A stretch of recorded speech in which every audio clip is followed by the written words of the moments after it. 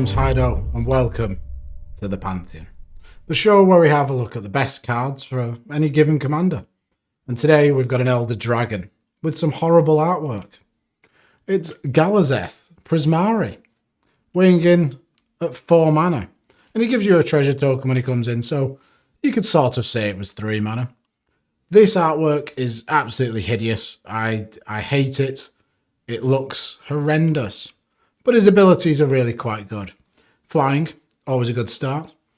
When he enters, you get a treasure token, and artifacts you control have tap, add 1 mana of any colour. Spend this mana only to cast instant or sorcery spells. So it's like Mega Ramp. You can turn all your little incidental artifacts into a big X spell or something like that.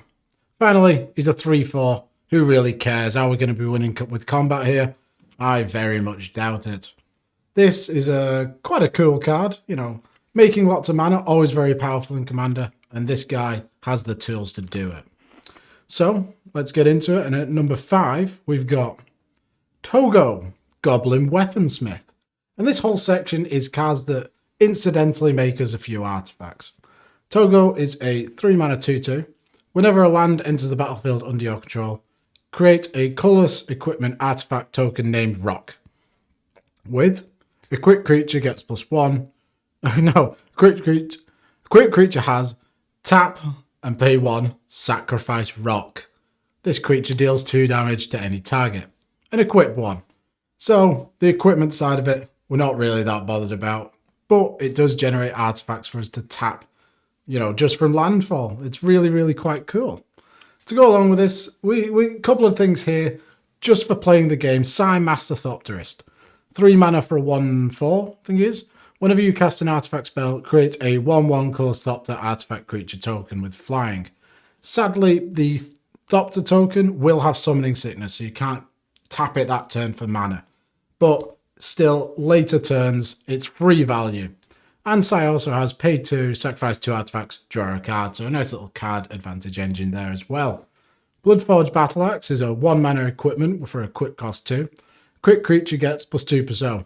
Whenever a quick creature deals combat damage to a player, create a token that's a copy of Bloodforged Battle Axe. So every turn, or every time we deal damage with our flying commander, we're going to be getting 1, then 2, then 4, and so on and so forth if we keep equipping them. Just fantastic and can really churn out a lot of value.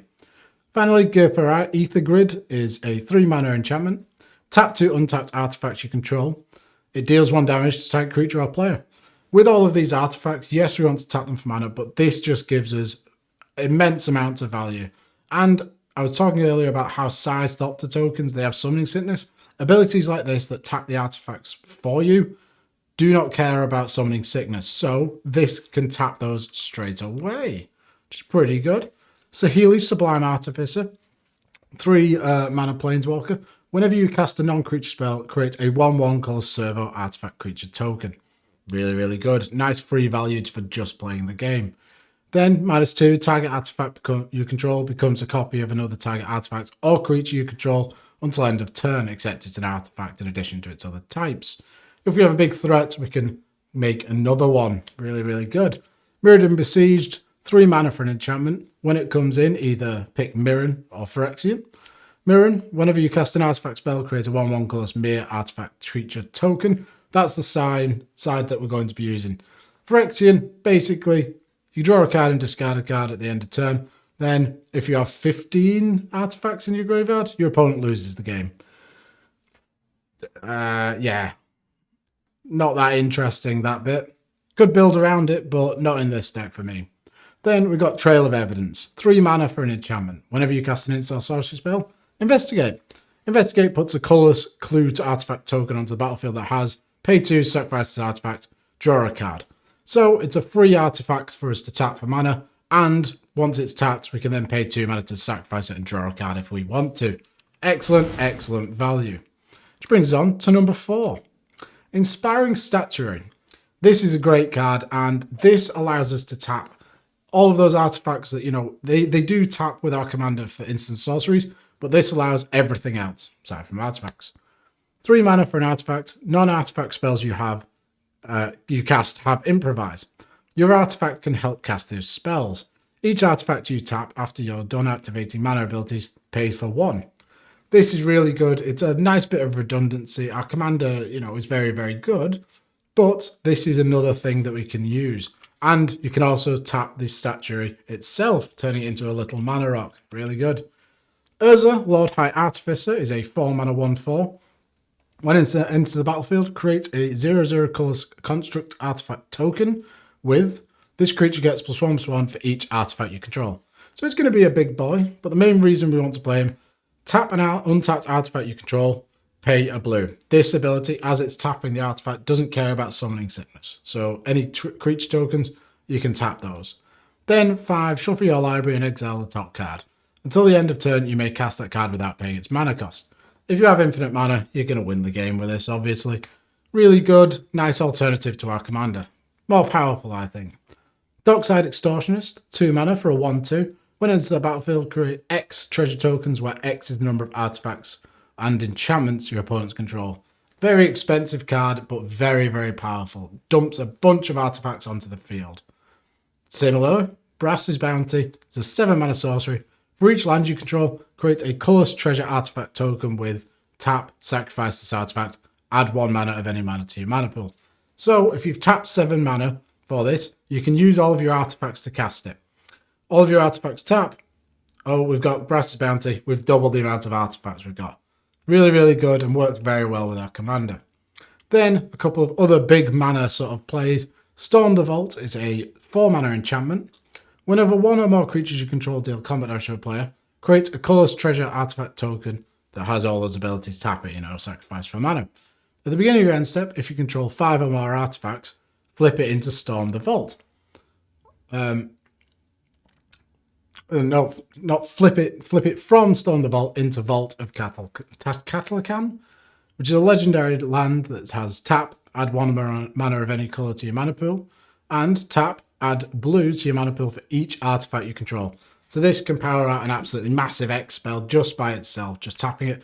But we're not restricted to just instant and sorceries. Finally, Saheeli the Gifted, another Saheeli, is a 4 mana planeswalker with 4 loyalty. We can +1 to create a servo token. We can +1. The next spell you cast this turn costs 1 less for each artifact you control when you cast it. That's the main thing we're interested in here. All of these can reduce spells massively or, pay a lot of mana for them. So we can really churn out some big X spells. In at number 3, we've got Skull Clamp. We had a look at another couple of equipments before. This one, with all the 1/1 servos and Thopters that we're going to be making, just draws so many cards and we can tap it for mana. It's like a 1 mana Sol Ring sort of affair. A quick creature gets +1, -1. Whenever a quick creature dies, draw 2 cards. Quick for 1. So for 1 mana, we put it on the token, draw 2 cards. Absolutely insane card. A couple of things that make 1/1s. Maverick Thopterus, 5 mana with Improvise, so your artifacts can help you cast it. When it enters the battlefield, create 2 1/1 color Thopter tokens. Absolutely great. And then Loyal Apprentice, 2 mana for a Human Artificer, 2/1 with haste, so you could clamp him. But Lieutenant, at the beginning of combat on your turn, if you control your commander, create a 1/1 color Thopter artifact creature token with flying. That token gains haste until end of turn. So we can attack with it and then Skull Clamp it away. Or because it's got haste, tap it using our commander's ability.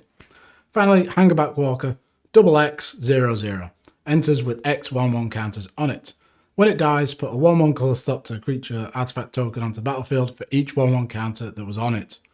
And you can pay 1 and tap it to put a 1/1 counter on Hangerback Walker. This can be absolutely massive and can lead to having an entire board state of 1/1s that Skull Clamp just chows down on.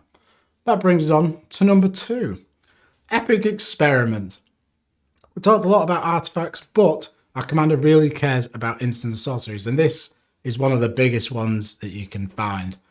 Blue and a red and X for a sorcery, exile the top X cards of your library. For each instant or sorcery card with converted mana cost X or less among them, you may cast that card without paying its mana cost. Then put all cards exiled this way that weren't cast into your graveyard. This can be absolutely massive and just find a ton of other massive spells.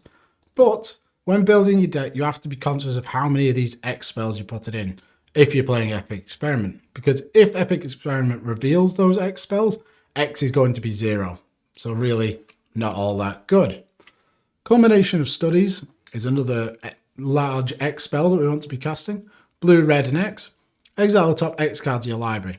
For each land card exile this way, create a treasure token. Works excellent with our commander. For each blue card exile this way, draw a card. For each red card exile this way, it deals 1 damage to each opponent. So if we have a massive like 50 or 60 cost version of the spell, we could potentially kill our opponents if we have enough red spells. Very, very nice. Blue Sun Zenith, triple blue and X. Target player draws X cards, shuffle it into its owner's library. At instant speed. So again, we can just refill our hand, or potentially you could target an opponent and kill them. Then a brand new card here, Crackle with Power. XXX, red, red. Very interesting mana cost there. Crackle with Power deals 5 times X damage to each of up to X targets. So if we pump a bunch of mana into it, it can just deal ridiculous amounts of damage. Say X is 5, so we've paid 17 mana for it. So we deal 5 times 5 damage, 25 damage to 5 targets. It's pretty good. It's not bad. Which brings us on to number 1.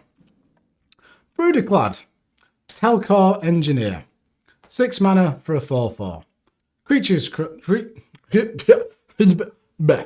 Creature tokens you control have haste. At the beginning of combat on your turn, create a 2/1 blue mere artifact creature token. Then you may choose a token you control. If you do, each other token you control becomes a copy of that token. So, we want some big tokens. We're going to have a ton of tokens lying around because they're the easiest way to get little artifacts onto the field. Then, if we had, say, I don't know, a Phyrexian processor, that reads, as it enters the battlefield, pay any amount of life. Pay 4 and tap it. Put an XX black minion creature token onto the battlefield where X is life paid. We could have an army of 2020s swing it in. Or Urza, whose artifact construct token gets +1/+1 for each artifact on the battlefield. If everything is one of them, they're all going to be exactly the same size and absolutely massive.